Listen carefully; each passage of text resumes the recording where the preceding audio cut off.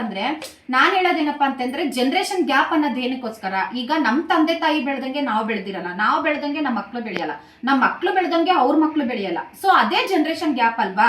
ಎಷ್ಟು ಅಪ್ಡೇಟ್ ಆಗಿದೆ ಈಗ ನಮ್ ಟೆಕ್ನಾಲಜಿ, ಎಷ್ಟು ಅಪ್ಡೇಟ್ ಆಗಿದೆ. ಈಗ ನಾವು ಏನಾರು ಒಂದು ವಸ್ತು ಬೇಕು ಅಂತಂದ್ರೆ ಒಂದು ಈರುಳ್ಳಿ ಟೊಮೊಟೊ ಏನಾರು ಬೇಕಂದ್ರೆ ನಾವು ಬರೋದು. ಸೋಷಿಯಲ್ ಮೀಡಿಯಾನ ಯಾವ ತರ ಡಿಪೆಂಡ್ ನಮ್ಮ ಮೇಲೆ. Hi hello, welcome back to Nandini Shivu YouTube channel. ಎಲ್ಲರೂ ಹೇಗಿದ್ದೀರಾ? ಎಲ್ಲರೂ ಚೆನ್ನಾಗಿದ್ದೀರಾ ಅಂತ ಭಾವಿಸ್ತಾ ಈ ವಿಡಿಯೋನ ಸ್ಟಾರ್ಟ್ ಮಾಡ್ತಾ ಇದ್ದೀನಿ. ಈ ವಿಡಿಯೋ ನಿಮ್ಗೆ ಇಷ್ಟ ಆದ್ರೆ ಪ್ಲೀಸ್ ಒಂದು ಲೈಕ್ ಮಾಡಿ, ಕಮೆಂಟ್ ಮಾಡಿ ಹಾಗೂ ಸಬ್ಸ್ಕ್ರೈಬ್ ಮಾಡಿ. ಮಿಸ್ ಮಾಡದೆ ಸಬ್ಸ್ಕ್ರೈಬ್ ಮಾಡಿ, ಓಕೆನಾ? ಇವಾಗ ನಾನು ಟೊಮೊಟೊ ಗೊಜ್ಜು ಮಾಡೋಣ ಅಂತ ಅಂದ್ಬಿಟ್ಟು ಇವತ್ತಿನ ವಿಷಯ ಏನಪ್ಪಾ ಅಂತಂದ್ರೆ ನೀವು ಆಲ್ರೆಡಿ ತಮ್ಮೇಲೆ ನೋಡಿದೀರಾ, ಏನಪ್ಪಾ ಇದು ಹಿಂಗೆ ಅಂತ ಅಂದ್ಬಿಟ್ಟು. ಅದ್ರ ಬಗ್ಗೆ ನಾನು ವಿಡಿಯೋ ಕೊನೆಯಲ್ಲಿ ಹೇಳ್ತೀನಿ, ಏನಾಗಿದೆ, ಯಾಕಾಗಿದೆ, ಈ ತರ ಆಗಿದೆ ಅಂತ ಅಂದ್ಬಿಟ್ಟು. ಇವಾಗ ಒಂದು ಮೇನ್ ಟಾಪಿಕ್ ಬಗ್ಗೆ ಮಾತಾಡ್ಬೇಕಂತಾನೆ ನಾನು ಈ ವಿಡಿಯೋನ ಸ್ಟಾರ್ಟ್ ಮಾಡಿದ್ದು. ಮೇನ್ ಟಾಪಿಕ್ ಏನಪ್ಪಾ ಅಂತಂದ್ರೆ, ಯಾರೇ ಆಗ್ಲಿ ಏನೇ ಆಗ್ಲಿ ತಿಳಿದಿರೋರು ಸೋಷಿಯಲ್ ಮೀಡಿಯಾ ಅಂತ ಅಂದ್ರೇನೆ ಏನ್ ತಿಳ್ಕೊಬಿಡ್ತಾರೆ, ಓ ನೆಗೆಟಿವಿಟಿ, ಓ ಸೋಷಿಯಲ್ ಮೀಡಿಯಾ ಅಂದ್ರೆ ಈ ತರ. ಯಾವಾಗ್ಲೂ ನೆಗೆಟಿವ್ ಆಗಿ ಯೋಚನೆ ಮಾಡೋರ್ಗೆಲ್ಲ ಅದೇ ಥಿಂಕಿಂಗ್ಗೆ ಬರೋದು. ಸೋಷಿಯಲ್ ಮೀಡಿಯಾನ ಯಾವ ತರ ನಮ್ಮ ಮೇಲೆ ಡಿಪೆಂಡ್ ಆಗಿರುತ್ತೆ, ನಾವ್ ಯಾವ ತರ ಸೋಷಿಯಲ್ ಮೀಡಿಯಾನ ಬಳಸ್ಕೋತೀವಿ ಅಂತ. ಈಗ ನಮ್ ಮೇಲೆ ನಾವ್ ಯಾವ ತರ ಅದರಲ್ಲಿ ಕ್ರಿಯೇಟ್ ಮಾಡ್ತೀವಿ, ನಾವ್ ಯಾವ ತರ ಬಿಹೇವ್ ಮಾಡ್ತೀವಿ, ನಾವ್ ಯಾವ ತರ ವಿಡಿಯೋಸ್ ಹಾಕ್ತಿವಿ ಅನ್ನೋದ್ರ ಮೇಲೆ ಡಿಪೆಂಡ್ ಆಗಿರುತ್ತೆ. ಸೋಷಿಯಲ್ ಮೀಡಿಯಾದಿಂದ ಹಾಳಾಗಿರೋರು ಇದ್ದಾರೆ, ಸೋಷಿಯಲ್ ಮೀಡಿಯಾದಿಂದ ಉದ್ಧಾರ ಆಗಿರೋರು ಇದ್ದಾರೆ. ಸೊ ಅದಕ್ಕೆನೆ ಯಾವಾಗ್ಲೂ ಅಷ್ಟೇನೆ, ಯಾವತ್ತೂ ನೆಗೆಟಿವ್ ಆಗಿ ಮಾತಾಡ್ತಾರಲ್ಲ ಅಂತವ್ರ ಬಗ್ಗೆ ನಾವ್ ಯಾವತ್ತೂ ತಲೆ ಕೆಡಿಸ್ಕೊಳಕ್ ಹೋಗ್ಬಾರ್ದು. ಯಾಕೆಂತಂದ್ರೆ ಅವ್ರ ಕೆಲ್ಸಾನೇ ಅದಾಗಿರುತ್ತೆ, ನೆಗೆಟಿವ್ ಆಗಿ ಮಾತಾಡೋದು, ನೆಗೆಟಿವ್ ಆಗಿ ಹೇಳೋದು. ಇದ್ರ ವಿಡಿಯೋ ಮಾಡಾಕ್ಬಿಟ್ರೆ ಏನೋ ಆಗ್ಬಿಡುತ್ತೆ, ಏನೋ ಎಲ್ಲ ನೋಡ್ಬಿಡ್ತಾರೆ, ಏನೋ ಹೇಳ್ಬಿಡ್ತಾರೆ. ಆ ತರ ಅಲ್ಲ. ಎಲ್ಲಾರ್ಗೂ ಕಮೆಂಟ್ ಮಾಡಲ್ಲ. ಯಾರು ಯಾವ ತರ ವಿಡಿಯೋ ಮಾಡಿರ್ತಾರ ಅದ್ರ ಮೇಲೆ ಡಿಪೆಂಡ್ ಆಗಿರುತ್ತೆ ಅವ್ರ ಕಮೆಂಟ್ಸ್ ಅಷ್ಟೇನೆ. ಅಲ್ಲಿ ಬೇರೆ ಇನ್ನೇನೋ ಆಗಿರಲ್ಲ. ಕೆಲವೊಬ್ರು ತಿಳಿದೇ ಇರೋರು ಸೋಷಿಯಲ್ ಮೀಡಿಯಾ ಅಂದ್ರೆ ಏನೋ, ಇದ್ರಲ್ಲೇನೋ ಹಾಕ್ಬಿಟ್ರೆ ಏನೋ ಆಗ್ಬಿಡುತ್ತೆ, ಅದ್ರಲ್ಲೇನೋ ಹಾಕ್ಬಿಟ್ರೆ ಏನೋ ಆಗ್ಬಿಡುತ್ತೆ ಅನ್ನೋ ಮೈಂಡ್ ಸೆಟ್ ಇಟ್ಕೊಂಡಿರ್ತಾರಲ್ಲ, ಅಂಥವ್ರು ನಾವು ಚೇಂಜ್ ಮಾಡಕ್ಕೆ ಆಗಲ್ಲ. ಅಂಥವ್ರ ಮನಸ್ಥಿತಿ ಹೆಂಗಿರುತ್ತೆ ಅಂದ್ರೆ, ಯಾವಾಗ್ಲೂ ಯಾರ್ದಾರು ಒಬ್ರಿಗೆ ನೋವು ಮಾಡ್ಬೇಕು ಅನ್ನೋ ಮೈಂಡ್ ಸೆಟ್ ಇಟ್ಕೊಂಡೇ ಮಾಡ್ತಾ ಇರ್ತಾರೆ ಅವರು, ಬೇರೆ ಇನ್ನೇನು ಇಟ್ಕೊಂಡಿರಲ್ಲ. ಇವ್ರು ನೋವು ಮಾಡ್ಬೇಕು ಅಂತಾನೆ. ನಾವು ಅದ್ರ ಬಗ್ಗೆ ಯಾವ್ದು ತಲೆ ಕೆಡಿಸ್ಕೊಳ್ದೆ ನಮ್ಮ ಕೆಲ್ಸನ ನಾವು ಯಾವಾಗ್ಲೂ ಸರಿಯಾಗಿ ನಾವು ಮಾಡ್ಕೊಂಡು ಹೋಗ್ತಾ ಇದ್ರೆ ಅದು ನಿಧಾನವಾಗಾರು ಆಗಿರ್ಲಿ, ಯಾವಾಗಾರು ಆಗಿರ್ಲಿ, ಅದಕ್ಕೊಂದು ಒಳ್ಳೆ ರಿಸಲ್ಟ್ ಬಂದೇ ಬರುತ್ತೆ. ಅದು ಲೇಟ್ ಆಗಿರ್ಬೋದು, ಬಟ್ ಬೆಸ್ಟ್ ಅದು ಯಾವಾಗ್ಲೂ ಬೆಸ್ಟ್ ಆಗಿ ರಿಸಲ್ಟ್ ಕೊಡುತ್ತೆ. ಯಾವಾಗ್ಲೂ ಹೇಳ್ತಾ ಇರ್ತಾರಲ್ಲ ಶ್ರೀಕೃಷ್ಣ ಪರಮಾತ್ಮ, ನಿನ್ ಕರ್ತವ್ಯ, ನಿನ್ ಕೆಲಸ ನೀನ್ ಮಾಡು, ಫಲ ನನಗ್ ಬಿಡು, ಯಾವತ್ತಾದ್ರೂ ಒಂದಿನ ನನ್ನ ಫಲಕ್ಕೆ ಪ್ರತಿಫಲ ಕೊಟ್ಟೇ ಕೊಡ್ತೀನಿ ಅಂತ. ಹಾಗೆ ನಮ್ ಕೆಲಸ ನಾವು ಮಾಡ್ತಾ ಇರ್ಬೇಕು. ಆ ತರ ಮಾತಾಡೋರ್ ಬಗ್ಗೆ ಎಲ್ಲ ಬಿಟ್ಟಾಕ್ತಾ ಇರ್ಬೇಕು. ಏನ್ ಗೊತ್ತಾ, ಯಾವಾಗ್ಲೂ ಜನ ಮೋಟಿವೇಟ್ ಮಾಡಕ್ಕಂತೂ ನೋಡೋದಿಲ್ಲ, ಡಿಮೋಟಿವೇಟ್ ಮಾಡೋದೇ ಜಾಸ್ತಿ. ಅದಕ್ಕೆ ನಾವು ತಲೆ ಕೆಡಿಸ್ಕೊಳಕ್ ಹೋಗ್ಬಾರ್ದು. ಮತ್ತೆ ಇನ್ನೊಂದು ಏನಂತಂದ್ರೆ, ನಾನ್ ಹೇಳೋದೇನಪ್ಪಾ ಅಂತಂದ್ರೆ ಜನರೇಷನ್ ಗ್ಯಾಪ್ ಅನ್ನೋದು ಏನಕ್ಕೋಸ್ಕರ. ಈಗ ನಮ್ ತಂದೆ ತಾಯಿ ಬೆಳೆದಂಗೆ ನಾವು ಬೆಳೆದಿರಲ್ಲ, ನಾವು ಬೆಳೆದಂಗೆ ನಮ್ಮ ಮಕ್ಳು ಬೆಳೆಯಲ್ಲ, ನಮ್ಮ ಮಕ್ಳು ಬೆಳೆದಂಗೆ ಅವ್ರ ಮಕ್ಳು ಬೆಳೆಯಲ್ಲ. ಸೊ ಅದೇ ಜನರೇಷನ್ ಗ್ಯಾಪ್ ಅಲ್ವಾ. ಎಷ್ಟು ಅಪ್ಡೇಟ್ ಆಗಿದೆ ಈಗ ನಮ್ ಟೆಕ್ನಾಲಜಿ, ಎಷ್ಟು ಅಪ್ಡೇಟ್ ಆಗಿದೆ. ಈಗ ನಾವು ಏನಾರು ಒಂದು ವಸ್ತು ಬೇಕು ಅಂತಂದ್ರೆ ಒಂದು ಈರುಳ್ಳಿ ಟೊಮೊಟೊ ಏನಾರು ಬೇಕಂದ್ರೆ ನಾವು ಜಸ್ಟ್ ಮೊಬೈಲ್ ಅಲ್ಲಿ ನಮ್ ಕೈ ಬೆರಳಲ್ಲಿ ನಾವು ಬುಕ್ ಮಾಡ್ಕೋಬಹುದು, ಮನೆ ಬಾಕ್ಲಿಗೆ ಬರುತ್ತೆ. ಬಟ್ ನಮ್ಮ ಅಪ್ಪ ಅಮ್ಮ, ಅವ್ರ ಅಪ್ಪ ಅಮ್ಮ ಜನರೇಷನ್ ಅಲ್ಲೆಲ್ಲ ಹೇಗಿತ್ತು, ಮಾರ್ಕೆಟ್ಗೆ ಹೋಗ್ಬೇಕಾಗಿತ್ತು, ಇಲ್ಲ ಎಲ್ಲಾರು ಅಂಗಡಿಗೆ ಹೋಗೇ ತರಬೇಕಾಗಿತ್ತು. ಆ ತರ ಜನರೇಷನ್. ಈ ಜನರೇಷನ್ ಅಲ್ಲೂ ಈ ತರ ಮಾತಾಡ್ತಾರಲ್ಲ ಅಂತವ್ರ ಬಗ್ಗೆ ನಾವು ಅವಾಗ್ಲೇ ಥಿಂಕ್ ಮಾಡ್ಬಿಡ್ಬೇಕು, ಇವರೆಲ್ಲ ಬರೀ ಸುಮ್ನೆ ಟಾಂಗ್ ಕೊಡಕ್ ಅಷ್ಟೇನೆ, ತಲೆ ಕೆಡ್ಸ್ಕೋಬಾರ್ದು ಇವ್ರ ಬಗ್ಗೆ ಎಲ್ಲ ಅಂತ ಅಂದ್ಬಿಟ್ಟು. ಈಗ ತಮ್ಮೇಲ್ ವಿಷಯಕ್ಕೆ ಬರೋಣ. ನಿಜವಾಗ್ಲೂ ನಾನ್ ಸ್ವಲ್ಪ ನನ್ನ ಪರ್ಸನಲ್ ವರ್ಕ್ ಇದೆ ಅಂತ ನಾನು ಬ್ಯಾಂಕ್ಗೆ ಹೋಗಿದ್ದೆ. ಆ ಬ್ಯಾಂಕ್ಗೆ ಹೋದಾಗ ನಿಜವಾಗ್ಲೂ ನನ್ಗಲ್ಲಿ ಬೇಜಾರಾಗೋಯ್ತು. ಅಲ್ಲಿ ಯಾಕೆ ಬೇಜಾರಾಯ್ತು ಅಂತಂದ್ರೆ, BBMP ಅವರು ಅಲ್ಲಿ ಮುಂದೆಗಡೆ ಎಲ್ಲ ಫುಟ್ಪಾತ್ ಅಲ್ಲೆಲ್ಲ ಅಂಗಡಿ ಹಾಕೊಂಡಿದಾರಲ್ಲ, ಅಲ್ಲೆಲ್ಲ ಫುಲ್ ಎತ್ತಿಸ್ತಾ ಇದ್ರು. ನಂಗೆ ನಿಜವಾಗ್ಲೂ ಅದನ್ನ ನೋಡಿದಾಗ ಸಖತ್ ಬೇಜಾರಾಯ್ತು. ಏನಕ್ಕಪ್ಪ ಈ ತರ ಮಾಡ್ತಾ ಇದ್ರೆ? ಅದು ಗೌರ್ಮೆಂಟ್ ಇಂದ ಏನ್ ರೂಲ್ಸ್ ಬಂದಿದೆಯೋ ಅದು ಅವ್ರ ಇದು, ನಾವ್ ಅದ್ರ ಬಗ್ಗೆ ಎಲ್ಲ ಮಾತಾಡುವಷ್ಟು ದೊಡ್ಡವರಲ್ಲ. ನನ್ಗೆ ಯಾಕೆ ಬೇಜಾರಾಯ್ತು ಅಂತಂದ್ರೆ, ಪಾಪ ಅವ್ರು ಅವತ್ತಿನ ಜೀವನ ಅವತ್ತು ಮಾಡೋರು, ಅವತ್ತಿನ ಕೂಲಿ ಅವತ್ತು ಮಾಡ್ಕೊಂಡು ತಿನ್ನೋರು. ಅವರು ಅಟ್ಲೀಸ್ಟ್ ಅವ್ರಿಗೊಂದು ನೋಟಿಸ್ ತರನೋ ಇಲ್ಲ ಒಂದು ಇನ್ಫಾರ್ಮೇಶನ್ ತರನೋ ಕೊಟ್ಟು ಎತ್ಬಿಟ್ಟಿದ್ರೆ ನಂಗೆ ಬೇಜಾರಾಗ್ತಾ ಇರ್ಲಿಲ್ಲ. ಬಟ್ ಹಾಗೆ ಎತ್ತಿದ್ರಲ್ಲ, ತುಂಬಾ ಅಂದ್ರೆ ತುಂಬಾನೇ ಬೇಜಾರಾಯ್ತು ನನಗೆ. ನನ್ನ ಪಾಲಿಸಿನೇ ಅಷ್ಟು. ಕೆಲವೊಬ್ರು ಅನ್ಕೋಬಾರ್ದು ನಾನು ರಫ್ ಅಂಡ್ ಟಫ್ ಅಂತಂದ್ರೆ, ರಫೇ ನಾನು ಸ್ವಲ್ಪ ಇರೋದು.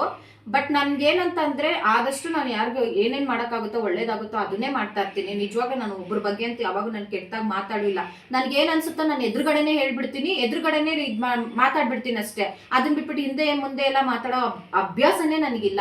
ನನ್ನ ಕೈಲಿ ಎಷ್ಟಾಗುತ್ತೋ ನಾನು ಅಷ್ಟು ಹೆಲ್ಪ್ ಮಾಡೋಕ್ಕೂ ಟ್ರೈ ಮಾಡ್ತೀನಿ. ಇಲ್ಲ ನನಗೇನಾದ್ರು ಸಜೆಷನ್ ಗೊತ್ತಿದ್ರೆ, ಆಲ್ಮೋಸ್ಟ್ ನನ್ನ ಫ್ರೆಂಡ್ ಸರ್ಕಲ್ ಎಲ್ರಿಗೂ ಗೊತ್ತಿದೆ ನಾನು ಯಾವ ತರ ಅಂತ ಅಂದ್ಬಿಟ್ಟು. ನನಗೇನಾದ್ರು ಸಜೆಷನ್ ಗೊತ್ತಿದ್ರೆ ನಾನು ಹೇಳ್ತಾ ಇರ್ತೀನಿ, ಹಿಂಗ್ ಮಾಡ್ಬೇಡ ಹಂಗ್ ಮಾಡ್ಬೇಡ ಅಂತ ಅಂದ್ಬಿಟ್ಟು. ನನಗೆ ಎಷ್ಟು ತಿಳಿದಿತ್ತೋ ನಾನು ಅಷ್ಟನ್ನು ಹೇಳ್ಕೊಡಕ್ಕೆ ಟ್ರೈ ಮಾಡ್ತೀನಿ. ಒಳ್ಳೇದನ್ನೇ ಮಾಡಕ್ ಟ್ರೈ ಮಾಡ್ತೀನಿ ಹೊರತು ಯಾರಿಗೂ ಕೆಟ್ಟದಂತೂ ಮಾಡಕ್ ಹೋಗಲ್ಲ. ಮತ್ತೆ ಇಲ್ಲೊಂದು ವಿಡಿಯೋ ಹಾಕ್ತೀನಿ, ಅದನ್ನ ನೋಡಿ. ಇವಾಗ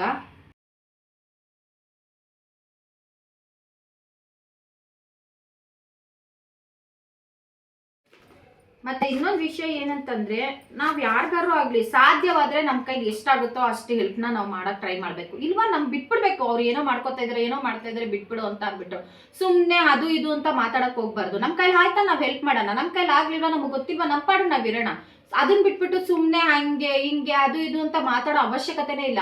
ಇನ್ನೊಂದೇನಪ್ಪಾ ಅಂತಂದ್ರೆ, ನಾವ್ ಯಾರು ಒಂದ್ 4-5 ಜನ ಕುತ್ಕೊಂಡು ಮಾತಾಡ್ತಾ ಇದ್ರು ಒಬ್ರ ಬಗ್ಗೆ, ನೆಕ್ಸ್ಟ್ ಮೂಮೆಂಟ್ ನಾವ್ ಅಲ್ಲಿಂದ ಎದ್ದೋದ್ರೆ ಮತ್ತೆ ನಮ್ ವಿಷಯನೇ ಅವ್ರು ಮಾತಾಡೋದು, ಬೇರೆ ಇನ್ಯಾರ ವಿಷಯನೂ ಮಾತಾಡೋದಿಲ್ಲ. ಅದಕ್ಕೆ ನಾವು ಅಂಥವ್ರ ಬಗ್ಗೆ ನಾವು ಯೋಚನೆ ಮಾಡಕ್ಕೆ ಹೋಗ್ಬಾರ್ದು. ನಮ್ ಕೆಲ್ಸ ನಮ್ ಇದು ಏನಿದೆಯೋ ಅಷ್ಟನ್ನ ಮಾತ್ರ ನಾವು ಮಾಡ್ಕೊಂತ ಹೋಗ್ತಾ ಇರ್ಬೇಕು ಅಷ್ಟೇ. ಅದನ್ನ ಬಿಟ್ಟು ಬೇರೆ ಏನು ಮಾಡ್ಬಾರ್ದು ಅಷ್ಟೇನೆ. ನಾನು ಹೇಳ್ತಾ ಇಲ್ವಾ, ನಮ್ಮ ಇದ್ರಲ್ಲಿ ನಾನೇ ಫಸ್ಟ್ ಈ ಫುಟ್ಪಾತ್ ಮೇಲೆಲ್ಲ ಅಂಗಡಿಗಳನ್ನ ತೆರವುಗೊಳಿಸ್ತಾ ಇರೋದು ನೋಡಿದ್ರೆ, ಇಲ್ಲಿ ಅವ್ರಿಗೆ ಮೊದಲೇ ಇಂಟಿಮೇಷನ್ ಇದೆಯೋ ಇಲ್ವೋ ಅನ್ನೋದು ನಮಗೂ ಗೊತ್ತಿಲ್ಲ. ಬಟ್ ಈ ಫುಟ್ಪಾತ್ ಮೇಲೆ ಅಂಗಡಿ ಹಾಕ್ಕೊಂಡಿರೋರೆಲ್ಲ ಬಡವರೇ ಆಗಿರ್ತಾರೆ. ಅವರಿಗೆ ಮೊದಲೇ ಇಂಟಿಮೇಷನ್ ಕೊಟ್ಟಿದ್ರೆ ಅಂಗಡಿಗಳನ್ನ ಬೇರೆ ಕಡೆಗೆ ಶಿಫ್ಟ್ ಮಾಡ್ಕೊಳ್ಳೋದು, ಇಲ್ಲ ಬೇರೆ ಕಡೆ ಎತ್ಕೊಂಡೋಗೋ ವ್ಯವಸ್ಥೆ ಅವ್ರು ಮಾಡ್ಕೊಳ್ತಿದ್ರೋ ಇಲ್ವೋ ಗೊತ್ತಿಲ್ಲ. ಯಾಕಂದರೆ ಅವ್ರಿಗೆ ಬೇರೆ ಕಡೆ ಜಾಗನೂ ಸಿಗೋಲ್ಲ. ಎಷ್ಟು ವರ್ಷಗಳಿಂದ ಇಲ್ಲಿ ವ್ಯಾಪಾರ ಮಾಡ್ಕೊಂಡು ಬಂದಿದ್ದಾರೆ. ಈಗ ಏಕಾಏಕಿ ಬಂದು ಈ ಅಂಗಡಿಗಳನ್ನ ಹೊಡೆದಾಕ್ತಿದ್ದಾರೆ ಅಂದರೆ ಅಂಗಡಿ ಮಾಡ್ಕೊಳ್ಳೋ ಶಕ್ತಿನೂ ಮುಂಚೆ ಇರೋದಿಲ್ಲ ಅವ್ರಿಗೆ. ನೀವು ಆ ಸಾಮಗ್ರಿಗಳನ್ನ ತೆಗೆದು ಅಲ್ಲಿ ಇಲ್ಲಿ ಬಿಸಾಕಿ ಆ ಥರ ಮಾಡೋದ್ರಿಂದ ಅವ್ರಿಗೆ ಖರ್ಚು ಜಾಸ್ತಿ ಆಗುತ್ತೆ ಹೊರತು ನಿಮ್ಮಿಂದ ಅವ್ರಿಗೇನು ಒಳ್ಳೆಯದೇನಾಗಲ್ಲ. ನೀವು ಮೊದಲೇ ಅವ್ರಿಗೆ ಇಂಟಿಮೇಷನ್ ಕೊಟ್ಟಿದ್ರೆ ಬೇರೆ ಕಡೆಗೆ ಹೋಗುವಂಥ ವ್ಯವಸ್ಥೆ ಅವ್ರು ಮಾಡ್ಕೊಳ್ತಿದ್ರು ಅನಿಸುತ್ತೆ. ಇಲ್ಲಾಂದರೆ ನೀವೇ ಬೇರೆ ಕಡೆ ಜಾಗ ಕೊಟ್ಟು ಅವ್ರಿಗೆ ಖಾಲಿ ಮಾಡಿ ಅಂತ ಹೇಳಿದರೆ ಅಟ್ಲೀಸ್ಟ್ ಅವ್ರು ಆ ವ್ಯವಸ್ಥೆ ಮಾಡ್ಕೊಳ್ತಿದ್ರು. ಯಾಕಂದರೆ ಇಲ್ಲಿ ವ್ಯಾಪಾರ ಮಾಡಿನೇ ಜೀವನ ಮಾಡ್ತಿರೋವಂಥ ಜನಗಳಿವರೆಲ್ಲ. ನೀವೇನು ದೊಡ್ಡ ದೊಡ್ಡ ಶೋರೂಮಲ್ಲಿ ಎಷ್ಟೋ ಕಡೆ ಕಾಲುವೆ ಮೇಲೆಗಳೆಲ್ಲ ಅಂಗಡಿಗಳನ್ನ ಮನೆಗಳನ್ನ ಕಟ್ಕೊಂಡಿದ್ದಾರೆ. ಅವನ್ನೆಲ್ಲ ತೆರವುಗೊಳಿಸೋಂಥ ಶಕ್ತಿ ಈ ರಾಜಕೀಯ ವ್ಯವಸ್ಥೆಗೆ ಇಲ್ಲದೇ ಇದ್ರಿಂದ ಬರೀ ಈ ಫುಟ್ಪಾತ್ ಮೇಲೆ 10 ರೂಪಾಯಿ, 20 ರೂಪಾಯಿ, 50 ರೂಪಾಯಿ, 100 ರೂಪಾಯಿಗೆಲ್ಲ ವ್ಯಾಪಾರ ಮಾಡುವಂಥ ಕಡು ಬಡವರಿಗೂ ಇಂದ ನೀವೆಲ್ಲ ಹಿಂಗೆ ಹಾಳು ಮಾಡ್ತಾಯಿದ್ದೀರಾ. ಅವ್ರು ನೋಡ್ತಿದ್ರೆ ತುಂಬಾ ಬೇಜಾರಾಗ್ತಿತ್ತು. ಪಾಪ ಅವರು ಆ ಬಾಕ್ಸ್ನೆಲ್ಲ ಎತ್ಬೇಕಾರೆ ಅದನ್ನು ಎಲ್ಲ ಒಡೆದಾಕ್ತೀನಿ ಅಂತ ಹೇಳ್ತಾ ಇದ್ರು ಅವರು. ಅದಕ್ಕೆ ಇವರು ಇಲ್ಲ, ನಾವು ಅಟ್ಲೀಸ್ಟ್ ಜೀವನನಾರು ಮಾಡ್ಕೊತೀವಿ, ಆ ಬಾಕ್ಸ್ ಈ ಕಡೆ ಕೊಟ್ಬಿಡಿ, ನಾವು ಇನ್ನೆಲ್ಲರೂ ಜಾಗ ತೊಗೊಂಡು ನಾವೇನೋ ಒಂದು ವ್ಯವಸ್ಥೆ ಮಾಡ್ಕೊತೀವಿ ಅಂತ ರಿಕ್ವೆಸ್ಟ್ ಮಾಡಿ ಅವ್ರ ಹತ್ರ ಪಾಪ ಕೇಳಿದ್ದಕ್ಕೆ ಆಮೇಲೆ ಆ ಬಾಕ್ಸ್ನೇ ಎತ್ತಿ ಅವ್ರಿಗೊಂದು ಸೈಡಲ್ಲಿ ಇಟ್ಟರು. ನಿಜವಾಗ್ಲೂ ಆ ಅಮ್ಮ ತುಂಬ ಅಳ್ತಿದ್ರು. ನನಗೆ ಅವ್ರು ನೋಡಿ ತುಂಬ ಅಂದರೆ ತುಂಬಾ ಬೇಜಾರಾಯಿತು. ಯಾಕಂದರೆ ಎಲ್ಲರೂ ಈ ಥರ ಫುಟ್ಪಾತ್ ಮೇಲೆ ಅವ್ರು ವ್ಯಾಪಾರ ಮಾಡ್ತಾ ಇದ್ದಾರೆ ಅಂತ ಅಂದರೆ ಎಲ್ಲ ಏನು ದುಡ್ಡಿಟ್ಕೊಂಡೇನು ಮಾಡ್ತಾರಲ್ಲ ಅವರು ತುಂಬ ಆ ದಿನಕ್ಕೆ ಈ ರಾಜಕೀಯ ವ್ಯವಸ್ಥೆ ಹೇಗಿದೆ ಅಂದರೆ, ಇವರು ಏಕಾಏಕಿ ಈ ಅಂಗಡಿ ತೆರವುಗಳನ್ನೆಲ್ಲ ತೆರವುಗೊಳಿಸ್ಬಿಟ್ಟಿದ್ದಾರೆ. ಅಲ್ಲೇ ದುಡಿದು ಅಲ್ಲೇ ಬದುಕುವಂಥ ಜನಗಳಿವರು. ಆ ದಿನ ದುಡಿಮೆನೇ ನಂಬ್ಕೊಂಡು ಬದುಕ್ತಾ ಇರೋರು. ಆ ದುಡಿಮೆಯಿಂದನೇ ಅವ್ರ ಮನೆಗಳಲ್ಲಿ ಸ್ಕೂಲ್ಗೆ ಹೋಗುವಂಥ ಮಕ್ಕಳಿರ್ಬೋದು, ಕಾಯಿಲೆ ಬಿದ್ದಿರೋ ತಂದೆ ತಾಯಿಗಳಿರ್ಬೋದು, ಅಕ್ಕ ತಂಗಿಯರಿರ್ಬೋದು, ಆ ದುಡಿಮೆ ನಂಬ್ಕೊಂಡು ಬದುಕ್ತಿರೋ ಜನಗಳೇ ಅವರು. ಏಕಾಏಕಿ ಈ ಥರ ತೆರವುಗೊಳಿಸ್ಬಿಟ್ರೆ ಅವ್ರ ಮನೇಲಿ ಫೀಸ್ ಕಟ್ತೀನಿ ಈ ವಾರ ದುಡಿಮೆ ಮಾಡಿ ಅಂತ ಹೇಳ್ಕೊಂಡು ಬಂದಿದ್ದರೆ, ಈ ಥರ ಮಾಡಿಬಿಟ್ರೆ ಈ ರಾಜಕೀಯ ವ್ಯವಸ್ಥೆ ಅವ್ರ ಫೀಸ್ ಎಲ್ಲಿಂದ ಕಟ್ತಾರೆ? ಈ ಅಂಗಡಿನ ಏಕಾಏಕಿ ತೆರವು ಮಾಡಿರೋದ್ರಿಂದ ಇವರು ಬೇರೆ ಕಡೆ ಹೋಗಿ ಅಂಗಡಿ ಮಾಡ್ಕೊಳ್ಳೋಷ್ಟಕ್ಕೆ ತುಂಬ ಟೈಮ್ ತೊಗೊಳುತ್ತೆ. ಆ ಅಂಗಡಿ ಆಗಲಿ, ಅಂಗಡಿ ಮುಗ್ಗಟ್ಟುಗಳಾಗಲಿ ಮತ್ತೆ ಅದೇ ಸ್ಥಾನಕ್ಕೆ ಬರೋದಕ್ಕೆ ತುಂಬ ಟೈಮ್ ತೊಗೊಳುತ್ತೆ. ಆ ಸಂಪಾದನೆ ಆಗೋದಕ್ಕೆ ತುಂಬ ಟೈಮ್ ತೊಗೊಳುತ್ತೆ. ಅಲ್ಲಿವರೆಗೂ ಅವ್ರು ಯಾರು ವ್ಯವಸ್ಥೆ ಮಾಡ್ಕೊಡ್ತಾರೆ ಆ ಬಡವರಿಗೆ? ಪಾಪ ಅವ್ರನ್ನೇ ನಂಬ್ಕೊಂಡು ಅವ್ರ ಸಂಸಾರನೂ ನಡೀತಾ ಇರುತ್ತೆ. ಮತ್ತೇನಪ್ಪ ಅಂತಂದರೆ ಅವ್ರ ಮನೇಲಿ ಸ್ಕೂಲ್ಗೆ ಹೋಗೋ ಮಕ್ಳು ಇರ್ತಾರೆ, ವಯಸ್ಸಾಗಿರೋ ತಂದೆ ತಾಯಿಗಳಿರ್ತಾರೆ. ಅವ್ರನ್ನೆಲ್ಲ ಇವ್ರು ನೋಡ್ಕೋಬೇಕು. ಅವ್ರು ಹೇಳ್ಬಿಟ್ಟು ಬಂದಿರ್ತಾರೇನೋ ಇವತ್ತೇನೋ ಫೀಸ್ ಕಟ್ಟಬೇಕು, ಬುಕ್ ತೊಗೊಡ್ಬೇಕು, ಇಲ್ಲ ಕಾಲೇಜಿಗೆ ಫೀಸ್ ಕಟ್ಟಬೇಕು, ಇಲ್ಲ ಯಾರು ತಂದೆ ತಾಯಿಗಳಿಗೆ ಹಾಸ್ಪಿಟ್ಲಿಗೆ ಕರ್ಕೊಂಡು ಹೋಗ್ಬೇಕು, ಇಲ್ಲಾಂದ್ರೆ ಔಷಧಿ ಕೊಡಿಸ್ಬೇಕು, ಏನೋ ಒಂದು ಹೇಳ್ಕೊಂಡು ಬಂದಿರ್ತಾರೆ. ಸಡನ್ನಾಗಿ ಹೀಗೆಲ್ಲ ಮಾಡಿಬಿಟ್ರೆ ಪಾಪ ಅವ್ರು ಹೇಗೆ ಜೀವನ ಮಾಡಬೇಕು ಹೇಳಿ? ಇಲ್ಲೊಬ್ಬರು ಲೇಡಿ ಇದ್ದಾರಲ್ಲ, ಅವರಂತೂ ಸಿಕ್ಕಾಪಟ್ಟೆ ಅಳ್ತಿದ್ರು. ಯಾರಿಗೇ ಆಗಲಿ ಅವರು ಹುಟ್ಟಿಸಿದ ಮಕ್ಕಳಂತಂದರೆ ಎಲ್ಲ ತಂದೆ ತಾಯಿಗಳು ಪ್ರೀತಿ ಅನ್ನೋದು ಇದ್ದೇ ಇರುತ್ತೆ. ಹಾಗೆಯೇ ಅವರೊಂದು ಏನಾದ್ರು ಒಂದು ಕೆಲಸ ಮಾಡ್ತಾ ಇದ್ದಾರೆ ಅಂತಂದರೆ ಅದು ಅವ್ರ ಮಕ್ಳ ಥರ ಅವ್ರು ಪ್ರೀತಿ ಮಾಡ್ತಾ ಇರ್ತಾರೆ. ಅದನ್ನೇ ಈ ಥರ ಮಾಡಿಬಿಟ್ರೆ ಅವ್ರಿಗೆ ಎಷ್ಟು ಬೇಜಾರಾಗಲ್ಲ ಹೇಳಿ? ಆ ಅಮ್ಮ ಅಳ್ತಾ ಇದ್ದಿದ್ದು ನೋಡಿ ನನಗೆ ಸಿಕ್ಕಾಪಟ್ಟೆ ಬೇಜಾರಾಗೋಯ್ತು. ನನ್ನ ಪ್ರಕಾರ ಏನಪ್ಪ ಅಂತ ಅಂದರೆ, ಅಟ್ಲೀಸ್ಟ್ ಒಂದು ಇನ್ಫಾರ್ಮೇಷನಾದ್ರು ಕೊಡಬೇಕು, ಒಂದು ನೋಟಿಸಾದ್ರು ಕೊಡ್ಬೋದಾಗಿತ್ತು. ಇಲ್ಲ ಇವ್ರು ಕನ್ಫರ್ಮ್ ಆಗಿ ಇವ್ರಿಗೆ ಗೊತ್ತಿದೆ ಅಂತ ಆದಮೇಲೆ ಅವ್ರಿಗೆ ಹೇಳಬೇಕಾಗಿತ್ತು. ಅವ್ರು ನೆಕ್ಸ್ಟ್ ಡೇಗೆ ಏನಾದ್ರು ಒಂದು ಅರೇಂಜಾರು ಮಾಡ್ಕೋತಿದ್ರು. ಏಕಾಏಕಿ ನೀವು ಬಂದುಬಿಟ್ಟು ಇಲ್ಲ ಇದನ್ನು ತೆಗಿಲೇಬೇಕು ಅಂತ ಹೇಳಿಬಿಟ್ರೆ ನಿಜವಾಗ್ಲೂ ಅವ್ರು ಎಲ್ಲಿಗೆ ಹೋಗಬೇಕು, ಏನು ಮಾಡಬೇಕು? ಆ ಕಡೆ ಎಲ್ಲ ಪಾತ್ರೆಗಳೆಲ್ಲ ಹಾಕ್ಕೊಂಡಿದ್ರು ಅವರು, ಆ ಟೀ ಕಾಯಿಸೋ ಪಾತ್ರೆ, ಗ್ಯಾಸ್ ಪಾತ್ರೆ ಎಲ್ಲನೂ. ಅದನ್ನ ನೋಡ್ಬಿಟ್ಟಿದ್ದಿದ್ರೆ ನೀವು ನಿಜವಾಗ್ಲೂ ಇವ್ರು ಮನುಷ್ಯರ ಏನು ಅನ್ನೋ ಸ್ಟೇಜಲ್ಲೇ ಮಾತಾಡ್ತಾ ಇದ್ರಿ. ಅಲ್ಲಿರೋ ಲೇಡಿ ಒಬ್ಬರು ಹಾಗೇನೆ ನಾನು ವೀಡಿಯೋ ಮಾಡ್ಕೊತಾ ಇದ್ದಿದ್ದು ನೋಡ್ಬಿಟ್ಟು ನನ್ನ ಹತ್ರನೇ ಬಂದರು ಅವರು. ನಾನು ಹೇಳ್ತೀನಿ ನೀವು ವೀಡಿಯೋ ಮಾಡ್ಕೊಳ್ಳಿ ಅಂತ ಅಂದ್ಬಿಟ್ಟು. ನನಗೆ ನಿಜವಾಗ್ಲೂ ಒಂದು ನಿಮಿಷಕ್ಕೆ ಮಾಡ್ಕೋಬೇಕಾ ಮಾಡಬಾರ್ದಾ ಅನ್ನೋದೇ ತಲೆಯಲ್ಲಿ ಓಡ್ತಾನೆ ಇರಲಿಲ್ಲ. ಯಾಕಂದರೆ ನಾನು ಇವಾಗ ಹೊಸಬ್ಳು ಯೂಟ್ಯೂಬ್ಗೆ ಒಂದು 2 months ಆಯ್ತು ಅಷ್ಟೇ. ಯೂಟ್ಯೂಬಲ್ಲೂ ನಾನಾ ರಿಸ್ಟ್ರಿಕ್ಷನ್ ಇರುತ್ತೆ, ನನಗೆ ಅದ್ರ ಬಗ್ಗೆ ಏನೂ ಸರಿಯಾಗಿ ಗೊತ್ತಿಲ್ಲ. ಸುಮ್ಮನೆ ನಾವು ಮತ್ತೆ ಏನೋ ಮಾಡೋಕ್ಕೋಗಿ ಅದೇನೋ ಆಗುತ್ತೆ ಅನ್ನೋ ಇದಕ್ಕೋಸ್ಕರ ನಾನು ಇಲ್ಲ ಯಾವುದೂ ಮಾಡೋದಿಲ್ಲ ಅಂತಂದೆ. ಅವ್ರು ತುಂಬಾ ಬೇಜಾರು ಮಾಡ್ಕೊಂಡ್ರು. ನನಗೂ ಸಖತ್ ಒಂಥರ ಬೇಜಾರೇ ಆಯಿತು. ಅವರಾದ್ರೂ ಪರವಾಗಿಲ್ಲ, ಆ ಕಡೆ ಅಂತೂ ಎಳ್ಳೀರು ಇಟ್ಕೊಂಡಿದ್ರು, ಅವ್ರು ಹ್ಯಾಂಡಿಕ್ಯಾಪ್ಟು, ಪಾಪ ಅವ್ರಿಗೆ ಏನೂ ನೋಡಿಲ್ಲ. ಅವರು ಬಂದಂಗೆ ಇವರು ಅಟ್ಲೀಸ್ಟ್ ರಿಕ್ವೆಸ್ಟ್ ಮಾಡಿದ್ದಕ್ಕೆ ಇವ್ರು ಬಾಕ್ಸ್ ಅವರು ಎತ್ಕೊಟ್ರು. ಅವ್ರದ್ದಂತೂ ಬಾಕ್ಸ್ ಸಮೇತ ಎಲ್ಲನೂ ಜಜ್ಜಾಬಿಜ್ಜಿ ಮಾಡಾಕ್ಬಿಟ್ರು. ಅವರು ಯಾವುದನ್ನು ಉಳಿಸ್ಲೇ ಇಲ್ಲ. ಪಾಪ ಅಪ್ಪನ ಮುಖ ಅಂತೂ ನನ್ನ ಕೈಲಿ ನೋಡೋಕ್ಕೆ ಆಗಿಲ್ಲ. ಅವ್ರು ಸುಮ್ಮನೆ ಹಾಗೆ ನಿಂತ್ಕೊಬಿಟ್ರು. ಇನ್ನೊಬ್ರು ನಾನ್ ವೆಜ್ ಮಾಡೋ ಅಂಗಡಿಯವರು, ಅವರಂತೂ ನಿಜವಲ್ಲ ಸಿಕ್ಕಾಬಟ್ಟೆ ಹೇಳ್ತಿದ್ರು ಇನ್ನು ಹೆಂಗೆ ಜೀವನ ಮಾಡೋದು. ಅವ್ರ ಮಂತ್ಲಿ EMI ಪಾಪ 33,000 ಕಟ್ಟಬೇಕಂತ. ಅಲ್ಲಿ ಎಲ್ಲರ ಹತ್ರನೂ ಹೇಳ್ಕೊಂಡು ಅಳ್ತಾ ಇದ್ರು. ಅಲ್ಲಿರೋ ಆಫೀಸರ್ಸ್ ಕೇಳಿದ್ರೆ ಅವ್ರಿಗೇನು ಅಷ್ಟು ತಲೆಗೆ ಹೋಗ್ತಾ. ನನಗದನ್ನೆಲ್ಲ ನೋಡಿ ತುಂಬ ಬೇಜಾರಾಯಿತು. ಈ ರಾಜಕೀಯ ವ್ಯವಸ್ಥೆ ಅವ್ರಿಗೆ ಪರ್ಯಾಯ ವ್ಯವಸ್ಥೆ ಮಾಡಿಕೊಟ್ಬಿಟ್ರೆ ಸಾಕು, ಅವ್ರಿಗೆ ಒಳ್ಳೇದಾಗ್ಬಿಟ್ರೆ ಸಾಕು ಅಷ್ಟೇ.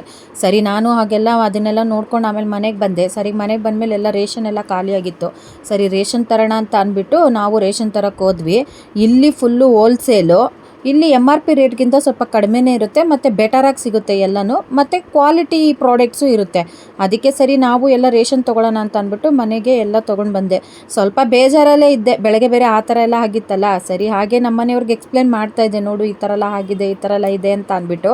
ಅವರು ಹಾಗೆ ಕೇಳ್ತಾಯಿದ್ರು. ಅವ್ರಿಗೆ ಒಳ್ಳೇದಾಗಲಿ ಬಿಡು ಅಂತ ಅಂದ್ಬಿಟ್ಟು ಹಾಗೆ ಇಬ್ಬರು ಮಾತಾಡಿಕೊಂಡು ಮನೇಲಿ ಏನೇನು ಖಾಲಿಯಾಗಿದೆಯೋ ಅಲ್ಲೆಲ್ಲ ರೇಷನ್ ತೊಗೊಂಬರೋಣ, ಅದೆಲ್ಲ ತೊಗೊಂಬಿಡೋಣ ಅಂತ ಅಂದ್ಬಿಟ್ಟು ಹಾಗೆ ಎಲ್ಲನೂ ತೊಗೋತಾ ಇದ್ದೋ. ಈ ವಿಡಿಯೋ ನಿಮ್ಗೆ ಇಷ್ಟ ಆಗಿದ್ದರೆ ಪ್ಲೀಸ್ ಒಂದು ಲೈಕ್ ಮಾಡಿ, ಕಮೆಂಟ್ ಮಾಡಿ ಹಾಗೂ ಸಬ್ಸ್ಕ್ರೈಬ್ ಮಾಡಿ, ಓಕೆನಾ?